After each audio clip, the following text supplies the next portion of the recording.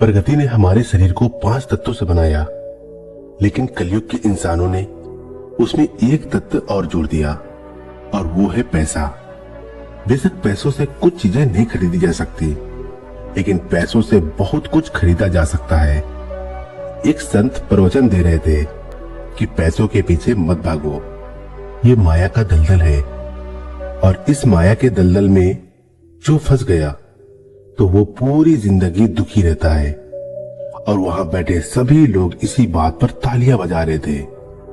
उन्हें ये नहीं पता था कि ये संत यही बात बोलने के लिए पैसे लेते हैं। यही तो माया का खेल है, जो कि इस दुनिया के बहुत कम लोग ही जान पाते हैं। और जिसने ये जान लिया, उसको इस माया ने बुलंदियों की चोटी पर पहुंचा दिया। दोस्तों, आज के समय में पैसा कमाना जितना मुश्किल नहीं है, उससे भी ज्यादा मुश्किल है पैसों को संभाल कर रखना। बहुत लोग होते हैं जिनके पास थोड़े बहुत पैसे के आ जाते हैं, वो लोग उड़ने लगते हैं। वो लोग पैसों का नियम नहीं जानते हैं। आपने ध्यान दिया होगा कि सरस्वती की तस्वीर हमेशा बैठी हुई होती है और लक्ष्मी की तस्वीर खड़ी रहती है। सरस्वती ये कहती है कि मैं जल्दी आऊंगी नहीं, और यदि मैं आ गई तो मैं वापस जाऊंगी नहीं, क्योंकि ज्ञान इतनी आसानी से अर्जित नहीं कर सकते। और यदि हमने एक बार किसी ज्ञान को अर्जित कर लिया तो वो ज्ञान हमसे कोई भी नहीं छीन सकता। लेकिन लक्ष्मी का ये नियम होता है कि वो जल्दी आ भी जाती है तो जल्दी चली भी जाती है। यदि किसी इंसान को सही तरीके से रखना नहीं आया तो लक्ष्मी बहुत ही जल्दी उस घर से निकल भी जाती है। आज की इस कहानी के अंदर मैं आप लोगों को 6 ऐसे खर्च बताऊंगा जिसे आपको आज और अभी से ही बंद कर देना चाहिए, तो ही आप पैसों के सही नियम को समझ पाएंगे। आप कितना कमाते हैं ये जरूरी नहीं है। जितना भी आप कमाते हैं, इसमें से आप अपना खर्च इन 5 जगहों पर कम कर दो। धीरे धीरे आपके घर में धन रुकना शुरू हो जाएगा। आपको खुद को लगेगा कि सच में हमारे घर में पैसा रुकना शुरू हुआ है। और अमीर बनने का सबसे पहला रास्ता भी यही है कि अपने खर्च को थोड़ा कम कर दो और ज्यादा पैसा कमाने का तरीका ढूंढो। तो चलिए जानते हैं इस कहानी के माध्यम से कि वो कौन सी 6 चीज है जहां हमें पैसे नहीं खर्च करना है। तो चलिए कहानी शुरू करते हैं। लेकिन हमेशा की तरह आपसे बस एक ही रिक्वेस्ट है कि प्लीज कहानी में खो जाने से पहले वीडियो को लाइक और चैनल को सब्सक्राइब करके बेल आइकन की घंटी दबाकर ऑल को जरूर सिलेक्ट कर ले। एक बार की बात है, एक गांव में 2 औरतें रहती थी। एक के पास भैंस थी और एक के पास बकरी थी। जिसके पास भैंस थी वो औरत सही तरीके से किसी भी चीज को संभाल कर रखना नहीं जानती थी। उसकी भैंस दूध तो बहुत देती थी, लेकिन उसने दूध की कीमत जानी ही नहीं, और वो दूध घर की बिल्ली को पिला देती थी। उस दूध को ऐसे ही खर्च कर देती थी। दूध को सही तरीके से उपयोग में कैसे लिया जाता है वो औरत नहीं जानती थी। और जिसके पास बकरी थी वो दूध की कीमत जानती थी, और वो दूध के एक एक बूंद को बचा कर रखती थी और उसी से दही जमाकर घी निकालती थी। और धीरे धीरे उसने बहुत सारा घी इकट्ठा कर लेती है। अब जिसके पास भैंस थी उसने दूध की अहमियत कभी जानी ही नहीं थी। उसने कभी भी दूध से घी निकालने के बारे में सोचा ही नहीं था। फिर एक दिन उसके घर में कुछ मेहमान आ जाते हैं, और मेहमानों को रूखी रोटी तो नहीं खिलाई जा सकती, ये तो आप हम सभी जानते हैं। तो इसीलिए वो औरत उस औरत के पास जाती है जिसके पास बकरी थी। उस औरत के पास से 1 पाव घी लेकर आती है। वो औरत ये कहकर खिलाती है कि मैं जल्द ही अपनी भैंस का दूध निकालकर घी निकालूंगी, तो मैं तुम्हें तुम्हारा 1 पाव घी वापस कर दूंगी। और बकरी रखने वाली औरत उसको 1 पाव घी दे देती है उधार के तौर पर। और फिर वो औरत अपने मेहमानों को खाना खिला देती है। उसके बाद बहुत दिन निकल जाते हैं, लेकिन वो भैंस रखने वाली औरत उसको घी वापस नहीं करती। एक दिन फिर बकरी रखने वाली औरत भैंस रखने वाली औरत के पास जाती है और कहती है कि मैं तुम्हें 1 पाव घी दी थी, तो मैं वो घी वापस लेने आई हूं। ये सुनकर वो औरत कहती है, कौन सा घी? तू भला मुझे घी कैसे दे सकती है? मेरे पास तो भैंस है, और तेरे पास तो बकरी है, और मैं भला तुझसे घी उधार क्यों मांगूंगी? मेरे पास तो इतनी बड़ी भैंस है, और उसका तो बहुत सारा दूध भी होता है, मैं तो उससे ही घी निकाल लूंगी। मैं भला तुझसे उधार घी क्यों लूंगी? ये कहकर वो घी देने से मना कर देती है, और बकरी रखने वाली औरत वापस आ जाती है। उसको ये पता था कि कोई भी अब मेरी बात का विश्वास नहीं करेगा, क्योंकि उसके पास भैंस है। लेकिन फिर भी उसने कई लोगों से बोली, और इस बात को कोई मानने को तैयार नहीं था। सबका जवाब एक सा था कि भला भैंस रखने वाली औरत बकरी रखने वाली औरत से घी क्यों लेगी? ये बात कोई भी मानने को तैयार नहीं था। उसी गांव से बाहर कुछ दूर पे एक गुरु रहते थे, और फिर वो बकरी रखने वाली औरत उस गुरु के पास जाती है और उन्हें अपनी सारी समस्याएं बताती है। उसके बाद उस गुरु ने भैंस रखने वाली औरत को बुलाते हैं, और फिर वो औरत भी उस गुरु के पास आ जाती है, और वो भी अपनी बात बताते हुए कहती है कि गुरुदेव, ये झूठ बोल रही है, मेरे पास तो भैंस है, और भला मैं इससे घी क्यों लूंगी? अब उस गुरु को इसका फैसला करना था कि क्या सच में भैंस रखने वाली औरत बकरी रखने वाली औरत से घी उधार ली है या नहीं ली, क्योंकि बकरी का तो दूध बहुत कम होता है और भैंस का तो बहुत ज्यादा होता है। तो क्या जरूरत पड़ गई कि एक भैंस वाली को बकरी वाली से घी उधार लेना पड़ा?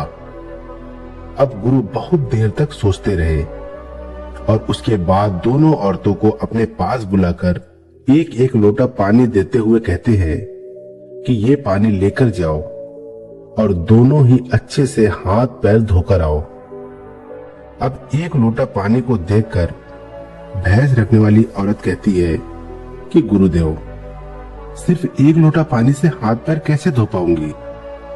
लेकिन बकरी रखने वाली औरत उस लोटे को लेकर चली जाती है, और वो अच्छे से अपने हाथ पैर मुंह धोती है, और उसके बाद भी वो लोटे के अंदर थोड़ा सा पानी बचा भी लाती है, और वापस गुरु के पास आ जाती है। लेकिन वो भैंस रखने वाली औरत वो लोटा लेकर जाती है, और उसने तो सिर्फ अपना मुंह धोया और उस लोटे को खाली करके वापस ले आती है। जैसे ही वापस लाकर दोनों लोटा रखा जाता है, तभी वो गुरु कहते हैं कि भैंस रखने वाली औरत ने बकरी रखने वाली औरत से घी ली थी, और उसे घी वापस करना चाहिए। अब जो गांव के लोग पास में बैठे थे, उन्होंने कहा कि गुरुदेव, इससे कैसे साबित होता है कि एक भैंस रखने वाली औरत ने बकरी रखने वाली औरत से घी उधार ली है? उसके बाद गुरु कहते हैं कि जरा इन लोटों पर ध्यान दो। इस औरत ने लोटे में इतना पानी बचा भी लाई, और हाथ पैर मुंह सब धो भी ली। ये होती है किसी भी चीज की कीमत को समझना। और दूसरी औरत ने सिर्फ मुंह धुलकर ही लोटे का सारा पानी खत्म कर दी, क्योंकि उसको इस पानी की कीमत नहीं पता थी। और जिस चीज की हमें कोई कदर नहीं होती, वो भले ही हमारे पास कितनी भी हो, वो नष्ट हो ही जाती है, वो खत्म हो ही जाती है। और यदि हमारे पास कोई भी चीज कम है, और यदि हम उसको सही तरीके से इस्तेमाल में लेते हैं और उसकी कीमत को जानते हैं, तो जरूर उससे हम फायदा उठा सकते हैं। जैसे कि बकरी रखने वाली औरत ने थोड़ा थोड़ा दूध बचाकर उससे मक्खन निकाली और उससे घी बनाई, और भैंस रखने वाली औरत को दूध की कदर नहीं थी, इसीलिए इतना दूध होने के बावजूद भी उसके घर में मेहमानों के लिए घी नहीं था। ये बात सत्य है। उसके बाद भैंस रखने वाली औरत उस गुरु के चरणों में गिर पड़ती है और कहती है, महाराज, मुझे क्षमा कर दीजिए, मैं अभी घर जाकर इसको 1 पाव घी वापस दे दूंगी। उसके बाद वो गुरु कहते हैं कि बूंद बूंद से घड़ा भरता है, हमारे पूर्वज ने ये कहावत यूं ही नहीं बनाई। हमारी छोटी छोटी बचत हमारे भविष्य में एक बड़ा लाभ बनकर हमें मिलती है, और ये बात बहुत ही कम लोग जान पाते हैं। और यही बात हमारे घर में लक्ष्मी पर भी लागू होती है। यदि हम लक्ष्मी को थोड़ा थोड़ा करके बचाएंगे तो वही लक्ष्मी हमें भविष्य में एक बड़ा लाभ बनकर मिलेगी। तो दोस्तों, कहानी तो आपको समझ में आ गई होगी।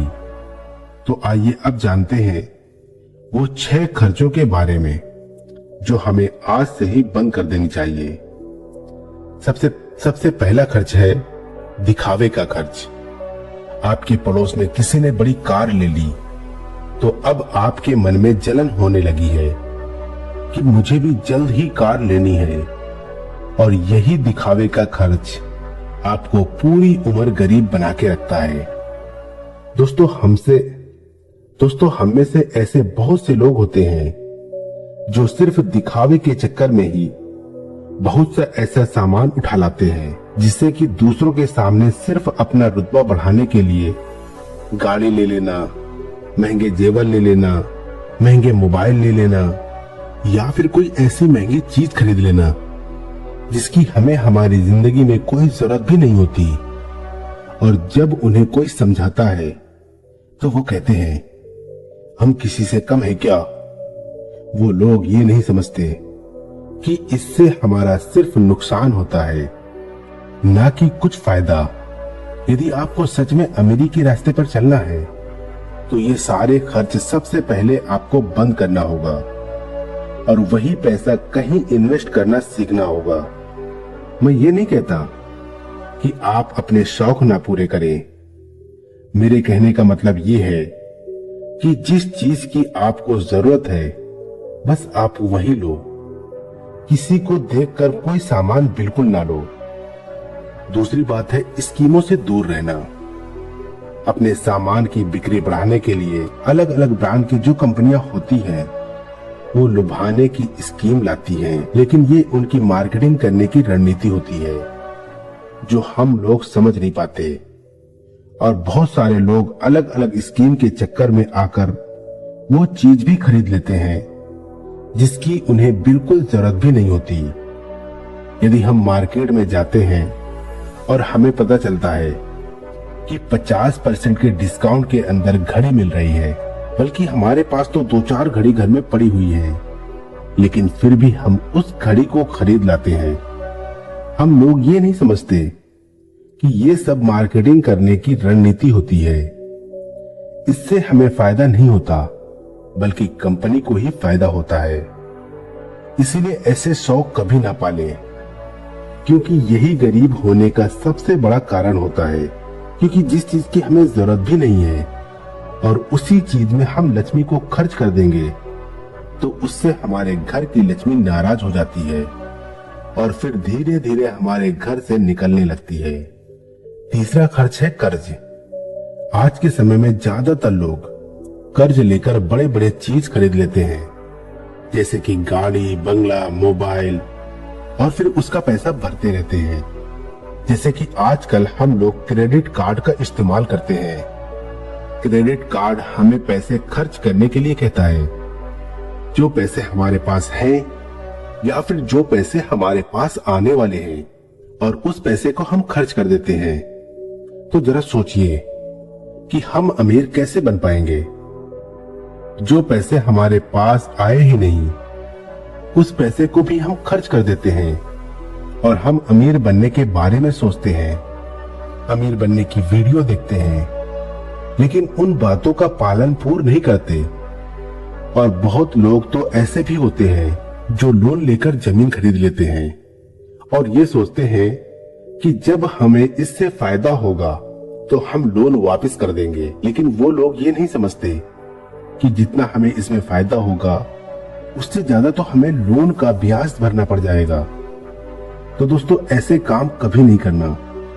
कर्ज लेकर कोई भी चीज न खरीदें। चौथी और सबसे बड़ी बात यह है कि आप अपने पैसों को कैश में रखकर ही खर्च करें। कभी भी मोबाइल फोन के किसी भी ऐप का उपयोग करके पैसे खर्च ना करें। आपको शायद पता नहीं होगा, कि आप कोई भी सामान खरीदते हो और फिर फोन से पेमेंट करते हो तो आपको आपके पैसे खर्च करने का ज्यादा तकलीफ नहीं होता, क्योंकि वो पैसा आपकी जेब से नहीं जाता। लेकिन वहीं पर यदि आप अपने जेब से निकालकर पैसे खर्च करते हैं तो आपको थोड़ा सा महसूस तो होगा कि यार पैसे खर्च हो रहे हैं। अगर आपको यकीन ना हो तो आप ऐसा करके देख लेना, मार्केट जाना और फिर किसी भी सामान का पैसा अपने फोन से पे करना। इससे आपको ज्यादा महसूस नहीं होगा कि आपका पैसा खर्च हो रहा है। लेकिन जिस दिन आप अपने मोबाइल से पैसे निकाल कर दोगे तो उस दिन आपको जरूर लगेगा कि यार जेब से पैसा जा रहा है, मेरा पैसा खर्च हो रहा है, ज्यादा पैसा खर्च हो रहा है। पांचवी बात जो आपको ध्यान में रखनी है, अपनी भावनाओं पर काबू रखना। अगर आपको कोई चीज पसंद आ रही है और आप उसे खरीदना चाहते हैं तो पहले ये देख ले कि वाकई क्या इस चीज की आपको सच में जरूरत है या नहीं। क्योंकि बहुत से लोग कोई चीज पसंद आने पर उसे तुरंत खरीद लेते हैं। कई बार तो ऐसा भी होता है कि कोई स्कीम वाले आते हैं जो हमें लुभाने वाली चीज लेकर आते हैं और हमें वो चीज पसंद आ जाती है और हम उसे तुरंत खरीद लेते हैं। हमें ऐसी चीज लेने से बचना चाहिए। हमें ऐसी चीज नहीं लेनी चाहिए, बल्कि हमें सिर्फ ऐसी चीज ही लेनी चाहिए जिसकी हमें जरूरत है। छठी और आखिरी बात यह है कि कभी भी कोई शौक ना पाले। आपको शायद इस बात का पता होगा कि हमारी दुनिया में महंगाई का सबसे बड़ा कारण है शौक। आज के समय में नॉर्मली 10,000 का फोन आ रहा है और वहीं पर 2 लाख का भी फोन आ रहा है। दोनों में फर्क इतना है कि किसी को 1 लाख का फोन रखने का शौक है तो वहीं किसी को 2 लाख का रखने का शौक है। हाँ, वहां पर आदमी की अमीरी भी दर्शाती है, क्योंकि अमीर आदमी बड़ा फोन रखेगा तो लगेगा कि वो अमीर है। तो ये शौक ही तो हुआ, शौक है तभी तो उसने महंगा फोन रखा। इसीलिए सबसे बड़ी महंगाई का कारण होता है शौक, और किसी चीज की महंगाई नहीं है। और इसीलिए लोग समय समय पर शौक वाली चीजें बनाते रहते हैं, अच्छी अच्छी चीजें बनाकर हमें लुभाने के लिए लेकर आते रहते हैं, ताकि हमें वो चीज पसंद आ जाए और हम उसे तुरंत खरीद लें। क्योंकि उन्हें पता है कि ना ही लोग अपना शौक खत्म करेंगे और ना ही उनका मार्केटिंग बंद होगा। तो इसीलिए अपने शौक पर काबू रखें, जितना हो सके कम शौक करें। क्योंकि शौक करने से हमारी जिंदगी नहीं चलेगी, बल्कि मेहनत करने से और पैसे को अपने पास सेव करने से ही जिंदगी चलेगी। क्योंकि आज के समय में पैसा ही सब कुछ है। भले आज के समय में हमसे लोग कितना भी ये बात कहते हो कि पैसा ही सब कुछ नहीं होता, लेकिन यदि उनकी जिंदगी में सही तरीके से ध्यान रखकर देखा जाए तो उनके लिए पैसा ही सब कुछ होता है। वो पैसों के लिए ही इधर उधर भाग रहे हैं और हमें कहते हैं कि पैसों के पीछे मत भागो।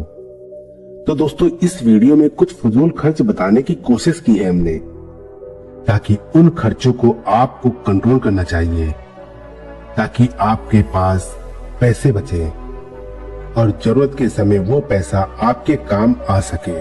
और वो पैसा जब जरूरत के समय हमारे काम आता है तो हमारे दिल को जो शांति मिलती है वो सच में बहुत ही अद्भुत शांति होती है। तो दोस्तों, ये कहानी आप लोगों को कैसी लगी कमेंट करके जरूर बताना। वीडियो अच्छी लगी हो तो वीडियो को लाइक और चैनल को सब्सक्राइब करके बेल आइकन की घंटी दबाकर ऑल को जरूर सिलेक्ट कर लेना। फिर मिलेंगे कोई अच्छी कहानी लेकर, तब तक के लिए आप अपना रखिए ख्याल और हमें दीजिए इजाजत। जय हिंद, जय भारत।